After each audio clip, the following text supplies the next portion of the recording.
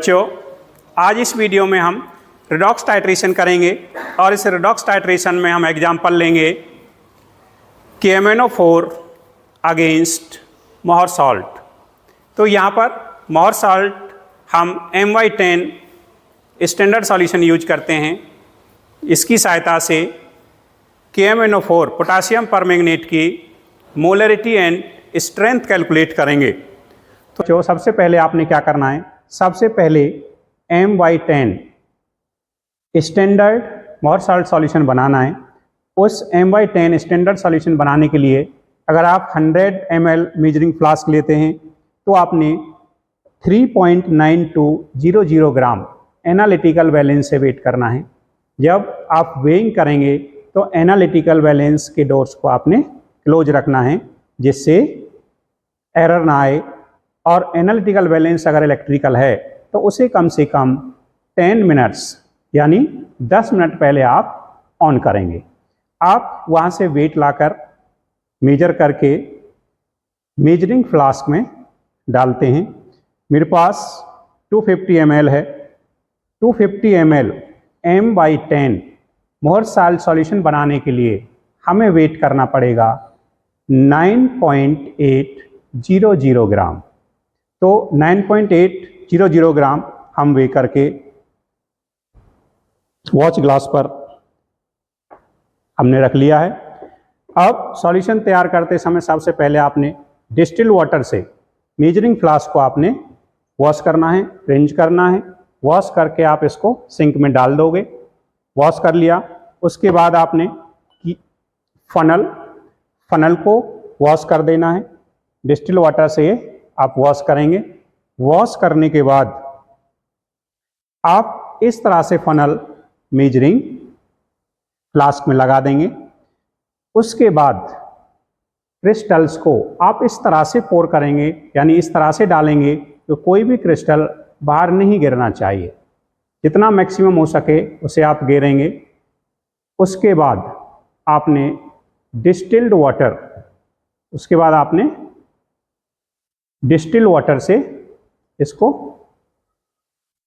Crystals को डालना है जिससे कि हमें प्रॉपर स्टैंडर्ड सॉल्यूशन तैयार होकर के मिले। तो हमने वॉच ग्लास से कंप्लीट क्रिस्टल्स को डाल दिया है। उसके बाद हम इसमें डिस्टिल वाटर डालेंगे और ये डिस्टिल वाटर फनल में से नीचे चला जाएगा।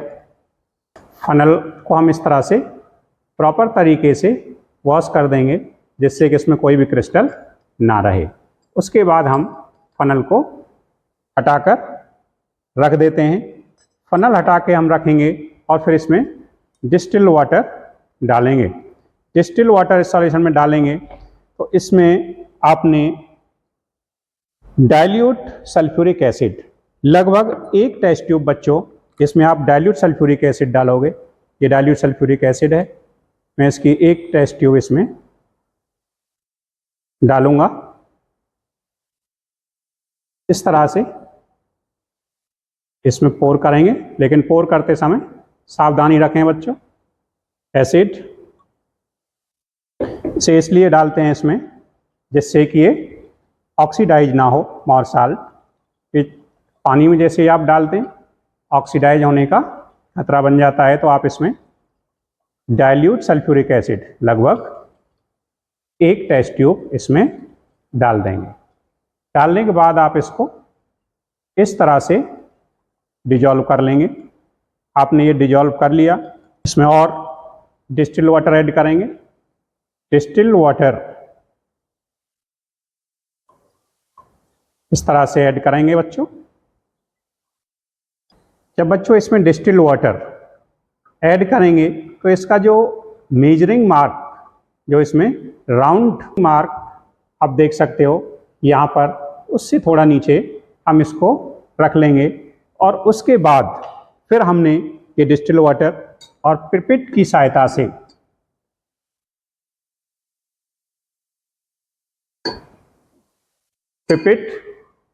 से अब इसमें डालना है जिससे कि मार्क से ऊपर ना चला जाए, क्योंकि स्टैंडर्ड सॉल्यूशन आपने बनाना है। और इस तरह से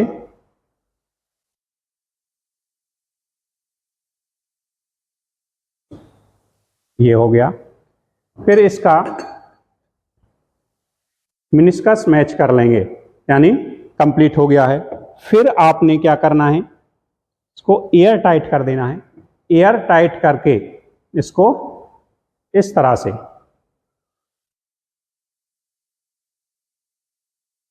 छः से 8 बार लगभग आप इसको अच्छे से मिक्स करेंगे। मिक्स होने के बाद ये आपका स्टैंडर्ड MY10 मोर साल्ट सॉल्यूशन बच्चों तैयार हो जाएगा। अब ये सॉल्यूशन तैयार हो गया है।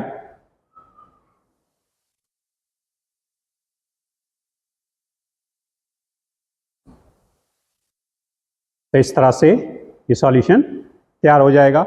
अब हम इसे रख देंगे। जो इस एक्सपेरिमेंट में जो एपरेटस यूज हो रहे हैं, कौन कौन से एपरेटस हम यूज कर रहे हैं, ये है बच्चों ब्यूरेट। इस ब्यूरेट पर मार्क लगा हुआ है 50 ml ये ब्यूरेट है। ये ब्यूरेट क्लिप स्टैंड या ब्यूरेट स्टैंड पर ये लगी हुई है। उसके बाद हमें ज़रूरत पड़ेगी पिपेट, एक 20 ml एक पिपेट है। 20 ml पिपेट, एक neat and clean spatula, watch glass, इसकी हमें ज़रूरत पड़ी। फनल, इस फनल की हमें ज़रूरत पड़ी। कॉनिकल फ्लास्क, इसकी हमें ज़रूरत पड़ेगी। बीकर, वॉश बॉटल और ये टेस्ट ट्यूब। उसके बाद हमारे पास ये मेजरिंग फ्लास्क। मेजरिंग फ्लास्क पर हमने मार्क लगा दिया है MY10 मोर साल्ट सॉल्यूशन। तो ये 250 ml MY10 मोर साल्ट सॉल्यूशन है। इसी तरह से हमने अननोन अमाउंट KMnO4 का लिया और KMnO4 का सॉल्यूशन हमने तैयार कर लिया है। ये भी हमने 250 ml तैयार किया है। अब बच्चों क्या करना है, ब्यूरेट को आप किस तरह से यूज करेंगे बच्चों, तो ब्यूरेट को आप यूज करेंगे तो इस तरह से ब्यूरेट को निकाल लेंगे। और ब्यूरेट को जब निकालेंगे आपने डिस्टिल्ड वाटर से इसको वॉश करना है। इस तरह से आपने रोटेट करना है और रोटेट करके इसको सिंक में डाल देना है, इधर से भी और इसके नॉब की तरफ से भी। ये आप इसको डाल देंगे, इस तरह से ये डल जाएगा। डाल दिया। उसके बाद आपने KMnO4 सॉल्यूशन लेना है बच्चों। KMnO4 सॉल्यूशन लेकर के थोड़ा अमाउंट इसमें डालेंगे और इसमें डाल करके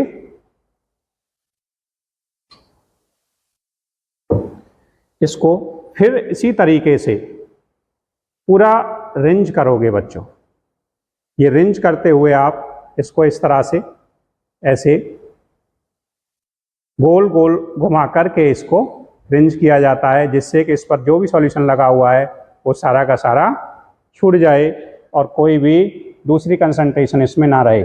और इस तरह से इसे नॉब को भी हम ओपन करेंगे। जब नॉब करते हैं तो बच्चों यहाँ भी पहले एयर या वाटर होता है, तो वो फिल हो गया सॉल्यूशन और इसको हम वापस सिंक में डाल देंगे। सिंक में आप डालोगे तो अब ये ब्यूरेट आपकी तैयार है। अब इस ब्यूरेट को आपने स्टैंड पर लगाना है और इस पर फनल आप लगा दोगे। फनल लगा करके इस तरह से आप इस ब्यूरेट को, जो इसकी रीडिंग है वो अपने फेस की तरफ रखोगे और इसको इस तरह से एडजस्ट कर लोगे। एडजस्ट करने के बाद KMnO4 का सॉल्यूशन इसमें फिल कर रहे हैं बच्चों।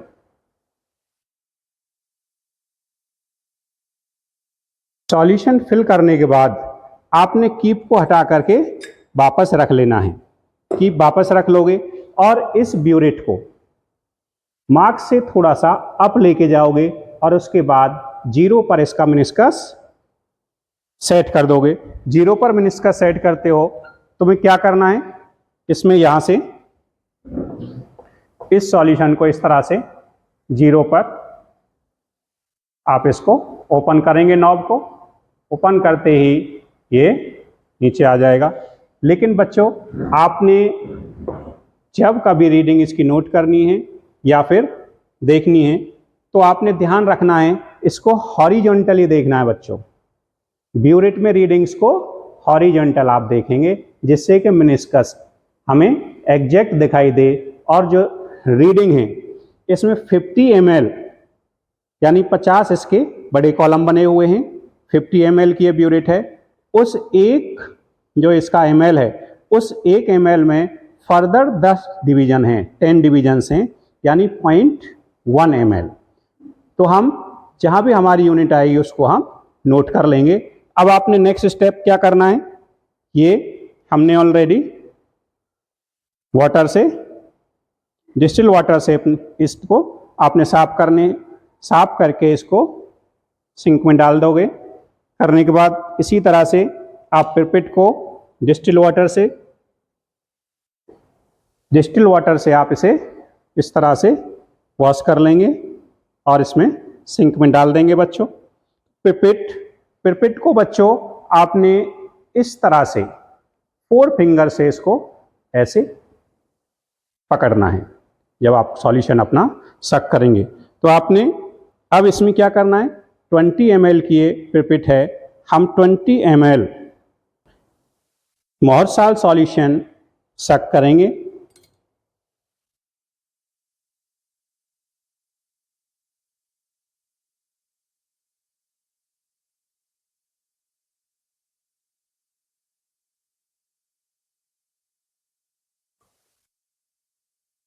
और इस तरह से 4 फिंगर से बच्चों इसको टाइट कर लेंगे। अब ये मार्क जो हमारा मेजरिंग मार्क है, राउंड सर्कल है, उससे थोड़ा ऊपर है। हम इसको धीरे धीरे लूज करेंगे 4 फिंगर को, और जब लूज करेंगे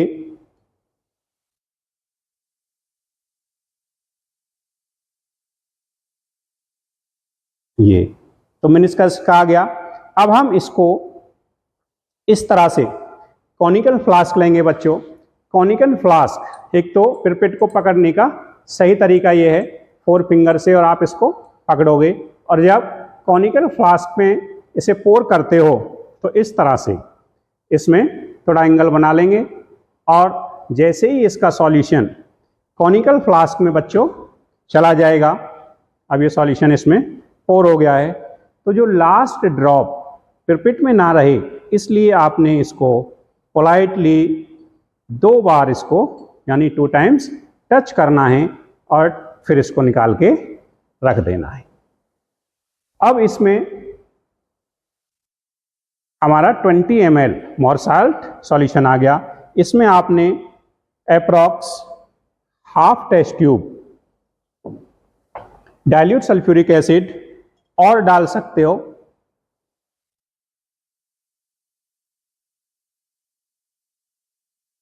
ये मैंने लगभग हाफ टेस्ट ट्यूब इसमें डाइल्यूट सल्फ्यूरिक एसिड डाल दिया है।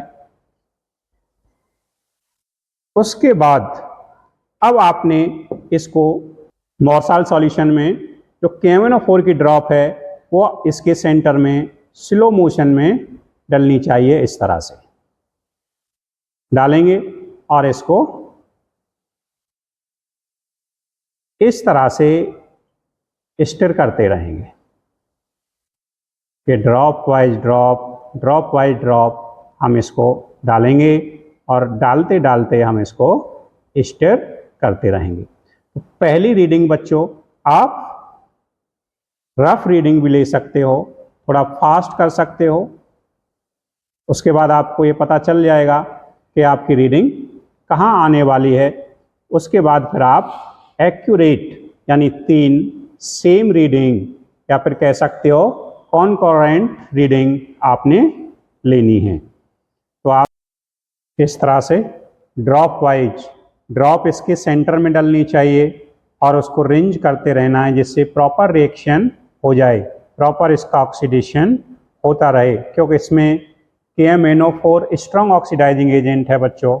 ये फेरस अमोनियम सल्फेट को यानी मोहर साल्ट में जो आयरन है, आयरन को Fe2 से Fe3 में ऑक्सीडाइज कर देता है, जिससे उसकी वैलेंसी n फैक्टर 1 हो जाता है। तो Fe3 में ऑक्सीडाइज कर देगा। अब देखो इसे ड्रॉप बाय ड्रॉप हम करेंगे, और जब तक हमारा लाइट पिंक एंड कलर नहीं आता है, जैसे ही ड्रॉप गिरती है तो वो तुरंत डिजॉल्व हो जाती है। तो इस तरह से अब ये कलर इसका आ गया है।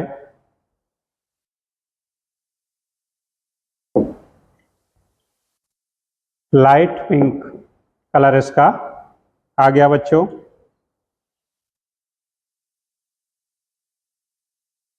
तो ये हमारा एंड पॉइंट हो जाएगा। तो इस तरह से हम अब इसमें हॉरिजॉन्टली इसको देखेंगे तो ये जो रीडिंग है वो आपकी रीडिंग आ रही है 20.1।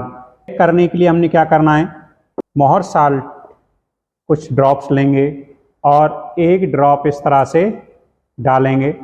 जैसे ही डालते हैं ये कलर, तो बच्चों जैसे ही हमने एक ड्रॉप डाली ये पिंक कलर फिर से डिसअपीयर हो गया। तो इसका मतलब ये हमारी रीडिंग ठीक है, सही है, और उसके बाद हम इस रीडिंग को कैलकुलेशन में यूज कर लेंगे। इस तरह से 3 सेम यूनिट यानी कॉन्करेंट रीडिंग आप लेंगे और फिर उनको कैलकुलेशन में इसकी मोलरिटी निकालने के लिए, स्ट्रेंथ निकालने के लिए यूज करेंगे। तो जब हम टाइट्रेशन करते हैं, टाइट्रेशन फिनिश हो जाएगी, टाइट्रेशन में जो एंड पॉइंट आएगा, क्या एंड पॉइंट आया था, लाइट पिंक कलर या पेल पिंक कलर।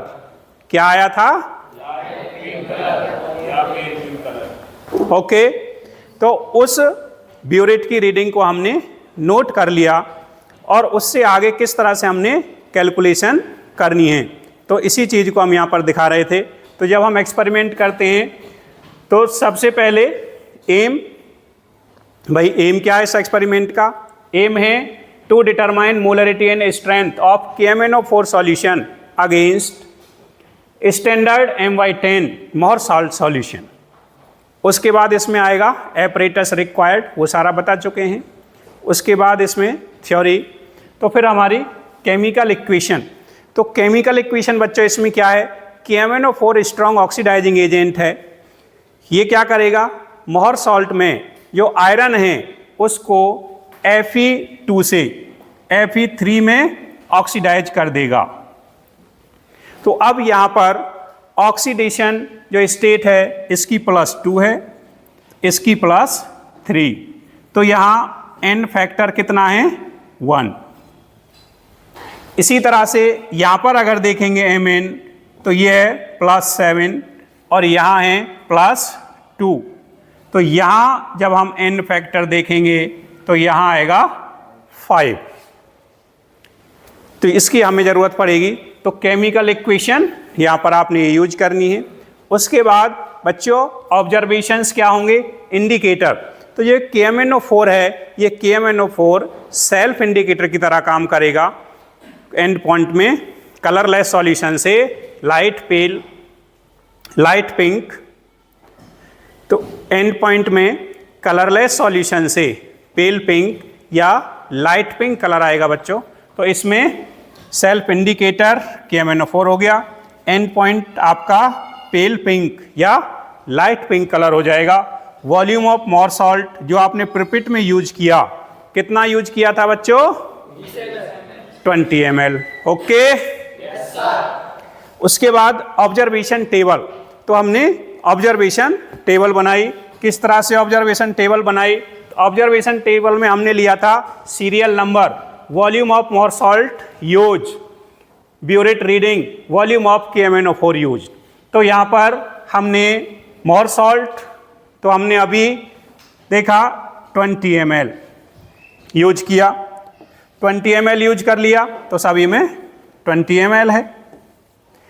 रीडिंग, पहली रीडिंग हमने 0 पर एडजस्ट की थी, उसके बाद इनिशियल रीडिंग 0 और फाइनल आई रफ रीडिंग 20.2। तो वॉल्यूम कितना यूज हुआ, फाइनल माइनस इनिशियल, यानी इसे V1 मानते हो और इसे V2 मानते हो तो ये क्या आ जाएगा बच्चों, V2 माइनस V1।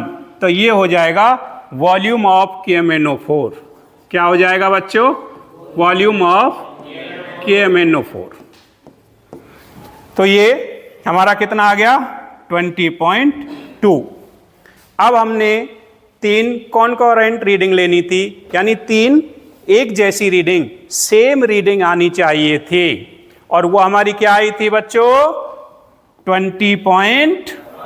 क्या आई थी, 20.1। तो ये जब 3 रीडिंग हमारी आ गई, अब कैलकुलेशन में हमने वॉल्यूम ऑफ KMnO4 यूज्ड, कितना यूज करेंगे, 20.1।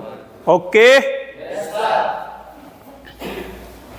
तो अब यहां calculation, molarity of KMnO4 solution according to law of equivalence. अब देखो लॉ ऑफ इक्विवेलेंस क्या होता है, same equivalence of one substance neutralise the same equivalence of another substance, या फिर आप कह सकते हो N1 V1 equal to N2 V2। मान लो ये आपने KMnO4 लिया और ये आपने मोर सॉल्ट लिया, ठीक है। तो यहां पर मोलरिटी, अब यहां पर जो वैलेंसी आई थी +7 से +2, यानी n फैक्टर आया था 5। तो आपने यहां कैलकुलेट करना है molarity according to law of equivalence. Equivalence law के अकॉर्डिंग जानते हो, same equivalent of one substance equal to same equivalents of another substance, यानी N1 V1 equal to N2 V2 कह सकते थे, या फिर सिंपल ये इसको NV इक्वल टू NV, यहां इसको KMnO4 आप लेंगे और ये मोर सॉल्ट। तो इस तरह से इक्विवेलेंस लॉ से हम निकाल लेंगे। अब हमें पता है वैलेंसी इनटू नॉर्मेलिटी, यानी जो मोलरिटी है वो आपको सिखा रखी है, मोलरिटी इक्वल टू वैलेंसी या n फैक्टर इनटू में नॉर्मेलिटी। तो यहाँ पर KMnO4, तो यहाँ इसका वैलेंसी है 5, यानी n फैक्टर 5 है, और मोर सॉल्ट का है 1। तो यहाँ इसका 1 है और इसका 5 है। तो क्या हो जाएगा, 5 into MV equal to MV। तो यहाँ 1 रखोगे, आसानी से निकाल सकते हो। तो ये मोलरिटी आपने कैलकुलेट करनी है, 5 इंटू M इंटू में वॉल्यूम हमारा कितना यूज हुआ, 20.1 इक्वल टू मोर सॉल्ट की हमने मोलरिटी 1/10 इंटू 20। तो इस तरह से मोलरिटी आप कैलकुलेट करेंगे तो इतने मोल्स पर लीटर ये हमारी आ जाएगी। आप कैलकुलेट करिए, कर लोगे। नेक्स्ट पॉइंट इसमें सेकंड जब हम देखते हैं तो सेकंड में क्या हो जाएगा भाई, सेकंड पार्ट हमने ले लिया इसका भी, strength of KMnO4, strength of KMnO4। तो बच्चों स्ट्रेंथ क्या होती है, स्ट्रेंथ ऑफ KMnO4, ये फॉर्मूला आपका आ जाएगा मॉलिक्यूलर मास इनटू में मोलरिटी। मोलरिटी मान लो हमने निकाली, यहाँ पर ये आ गई, यहाँ कुछ भी आ गया Y। मॉलिक्यूलर मास KMnO4 का कितना होता है, 158 इंटू Y। तो इतना ग्राम पर लीटर, इस तरह से आपकी स्ट्रेंथ आ जाएगी। कैलकुलेट कर सकते हो, ओके, तो करिए। तो यहाँ पर रिजल्ट, जब रिजल्ट आप लिखोगे तो रिजल्ट में आपने क्या लिखना है, मोलैरिटी ऑफ KMnO4 मोल पर लीटर आ जाएगी, स्ट्रेंथ ऑफ KMnO4 ये ग्राम पर लीटर और ये मोल पर लीटर। तो इस तरह से बच्चों इस एक्सपेरिमेंट को, इस रिडॉक्स टाइट्रेशन को आसानी से कर सकते हो। Okay, yes sir.